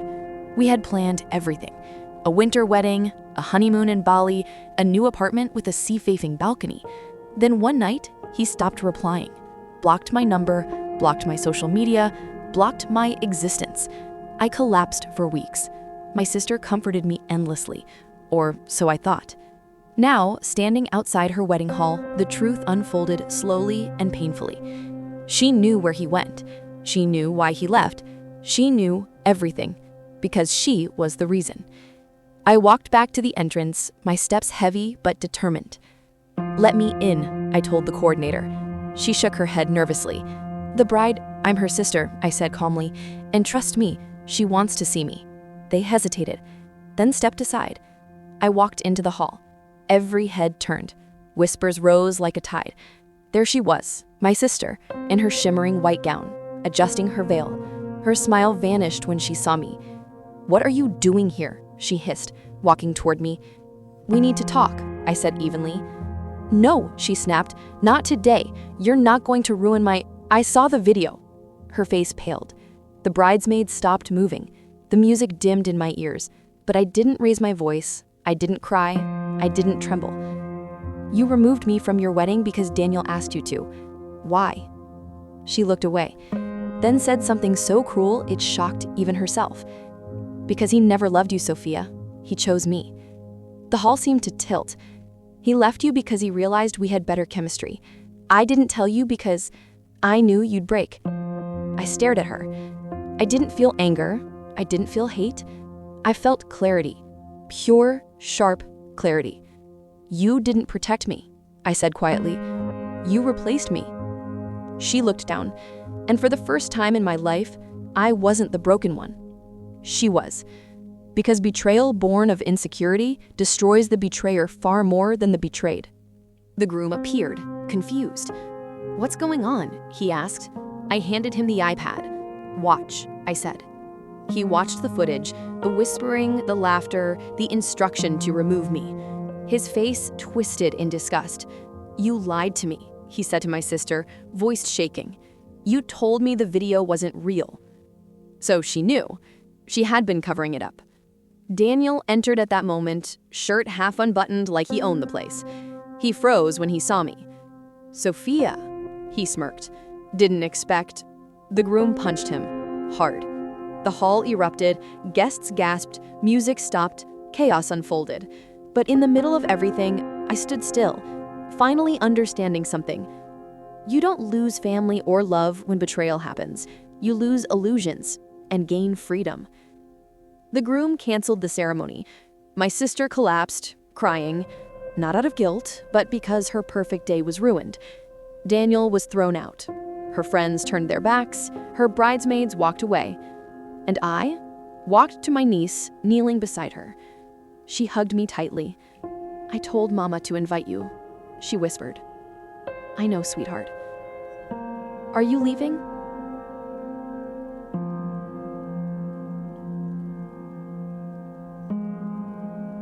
I caught my husband with my son's fiancée before the wedding. I was going to confront him, but the moment I stepped forward, I heard footsteps behind me. My son. He was walking toward the hallway where I stood frozen, my heart hammering, my breath caught between a scream and a sob. If he turned just a little, if he walked 2 more steps, he would see exactly what I was seeing. His father's hands on his fiancée's waist, his whispering his name, his low laugh, the same laugh he used with me for years. I panicked, not for myself, for my son, for the way this betrayal would shatter him right before the most important day of his life. So instead of confronting them, I grabbed his arm. "Come," I said, forcing my voice to stay steady. "I need your help with something outside." He frowned. "Mom, what's wrong?" Everything. Everything was wrong. But I smiled, the kind of smile only mothers know how to fake, and pulled him toward the garden before he could look over my shoulder. Once we stepped outside, he relaxed, thinking I just needed a moment of wedding stress relief. He joked about how tomorrow he'd finally be a married man. And I nodded. Then I made a promise in my heart. I would not let him walk into that marriage blind, but I would also not destroy him tonight. The truth needed timing, and strategy, and proof. So I stayed silent, for now. But what none of them knew was that I had already pressed record on my phone the moment I saw them together. And tomorrow, on the wedding day, that recording would decide everything. I grew up believing that mothers were meant to be gentle forces in their children's lives, guiding hands, warm voices, soft embraces on difficult days. That belief crumbled slowly over the years, chipped away by harsh comments, cold silences, and the constant reminder that I was never good enough for the woman who gave me life. But the day she handed me that cup of tea, that was the day the last piece shattered beyond repair. My mother, Mara, had always been sharp-tongued. She had a way of turning compliments into criticisms and kindness into a transaction. If I won an award, she would say, "Don't get too proud. Others did better." If someone praised my looks, she'd respond, "Pretty girls lose their value quickly." She called it keeping me grounded, but looking back, it was the steady erosion of my confidence. Still, I believed she loved me in her own difficult, bitter way. I never imagined she wished me harm. The morning it happened, the sun poured through the kitchen windows like melted gold. I was sitting at the table reviewing notes for my upcoming college scholarship interview. My mother moved around the kitchen unusually quiet. There was no lecture, no passive-aggressive sighing, no unpredictable mood swings. Just silence. It felt wrong. Then she said, "You're working too hard. Let me make you tea." My head snapped up. Mom making tea for me? That alone felt like a warning. But she smiled the softest smile I'd seen in years. It almost disarmed me. Almost.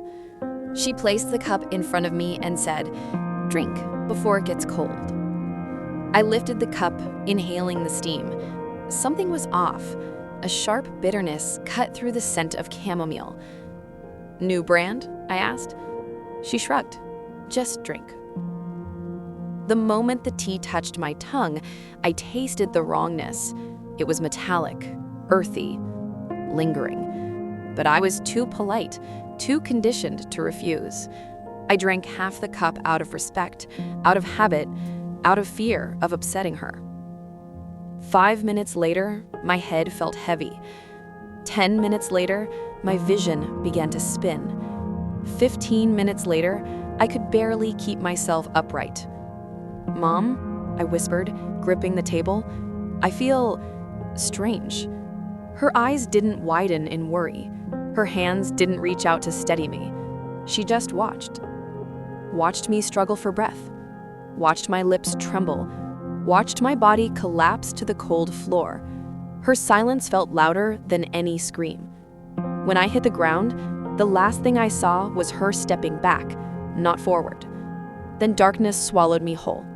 I woke up hours later to the sterile scent of disinfectant and the rhythmic beep of hospital machines. My throat felt scraped raw. My entire body was trembling. A doctor stood beside my bed, his expression careful. "You're safe," he said gently. "You're very lucky that help arrived quickly." My voice cracked. What happened?" He hesitated. Too long. There were toxic herbal compounds in your bloodstream, the kind used medicinally in extremely controlled amounts. But the level in your body, he exhaled, it was no accident. My world tilted again. Someone poisoned me? He didn't say yes, but his silence confirmed everything. Before I could process the shock, I noticed the police officer standing in the corner of the room. His presence twisted my stomach. He stepped closer. "Ms. Hale, your neighbor called the ambulance after she saw you fall. She also reported seeing someone give you the cup." My heart thrashed in my chest. Who? Who did she see? The officer glanced at the doctor before answering. "Your mother." No words left my mouth, just air. Shaky, painful air. "She's being brought in for questioning. We wanted to speak with you first, but you need rest." Rest? How does someone rest after hearing their mother tried to kill them? I closed my eyes, but sleep didn't come. Only memories. Years of them, of her sharp criticisms, her twisted jealousy, her comparisons, her anger whenever I succeeded at something she couldn't control. The puzzle pieces clicked in horrifying clarity. I had outgrown her. I had become everything she felt she wasn't. And instead of being proud, she resented me. So much that she tried to erase me. When they questioned her, she didn't even deny it. The officer returned hours later with a stunned expression and a recording in hand. He was calm, he said. Too calm. He pressed play. My mother's voice came through, steady, cold, emotionless. She deserved it. All my life, she made me feel small. Everyone loved her more than they loved me. She took everything that should have been mine. Everything inside me froze. The officer paused the recording and added softly, "She said it without hesitation." My mother didn't cry. She didn't panic. She confessed like she was discussing burnt dinner. The trial drew attention quickly. Reporters called it the poisoned daughter case. People who once adored my mother for her community work now looked at her like she was a stranger. Because she was. The woman the world admired was not the woman I lived with. Courtrooms are cold places, not physically, emotionally. When she walked in wearing handcuffs, her eyes met mine only briefly. Not with regret, not with love, with annoyance. As if I had inconvenienced her by surviving. The judge asked if she had anything to say before sentencing. She stood, shoulders straight, face unflinching. She ruined my life. I wanted mine back. The courtroom gasped. I didn't. I had run out of space for shock. She was sentenced to 25 years, no appeal. When the officers led her away, she didn't look at me again. Maybe she couldn't face what she'd done, or maybe, more terrifyingly, she didn't care. Healing wasn't a straight line. Some days I woke up shaking, remembering the taste of the tea. Some nights I cried without knowing why. I kept asking myself the same question. Why wasn't I enough for her? But that question slowly morphed into something healthier. Why did I ever think her approval mattered? I started therapy. I rebuilt my confidence piece by piece. I learned to love without fear, trust without shrinking, breathe without permission. My friends became family. My home became a sanctuary. My past became a story, not a prison. I never visited her in jail. Some people said I should. Closure, they called it. But I gained closure the moment I realized this truth. Some mothers give life. Some mothers give wounds.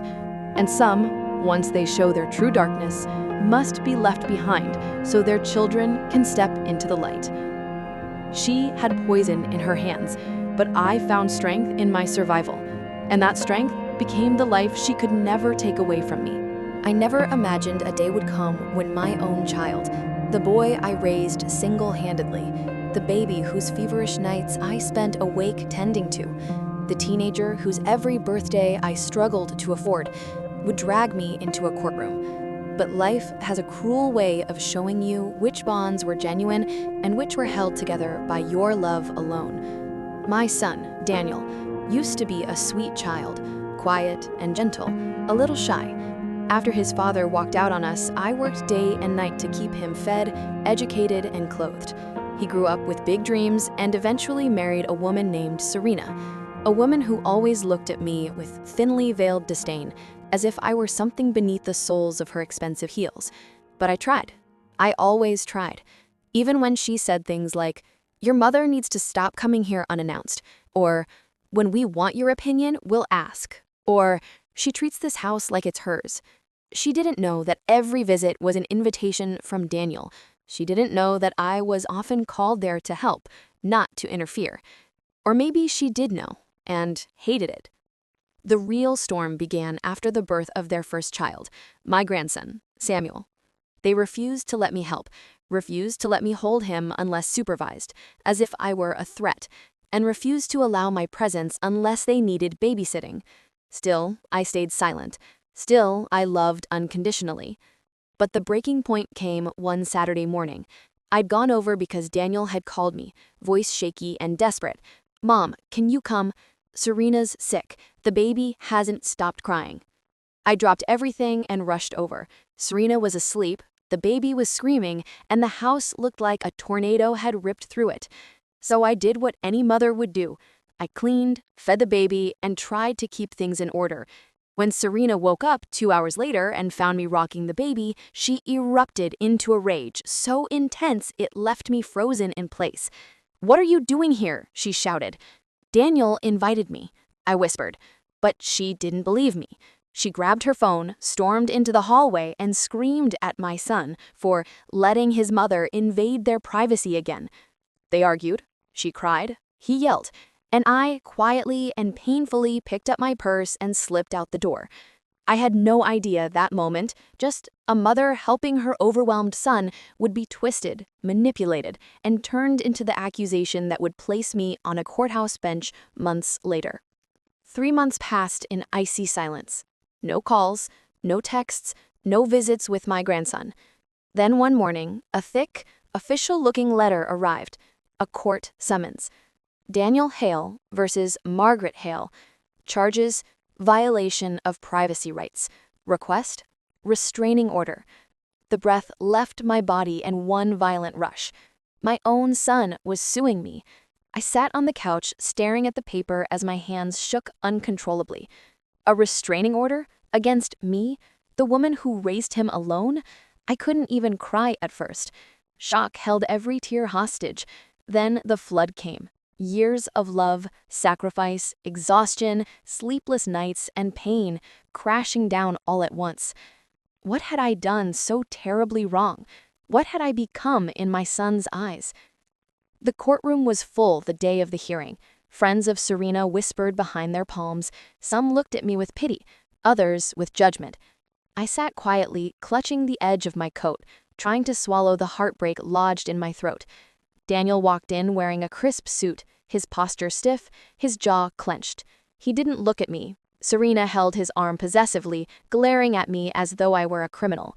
The judge, an older woman, with eyes sharp enough to cut glass, took her seat and said, "Let's begin." Daniel's lawyer stood first and began painting a picture of me as a clingy, intrusive, obsessive mother who couldn't let go and repeatedly invaded their private space. He said I entered their home without consent, that I was poisoning their marriage with my interference, that I was mentally unstable and too attached. With each lie, my heart cracked a little more. Then it was my turn. "Mrs. Hale," the judge said, "how do you respond?" I stood up slowly. My voice trembled, but I spoke the truth. I never entered without permission. Daniel always invited me. I never interfered. I only helped when asked. I never wanted to cause trouble.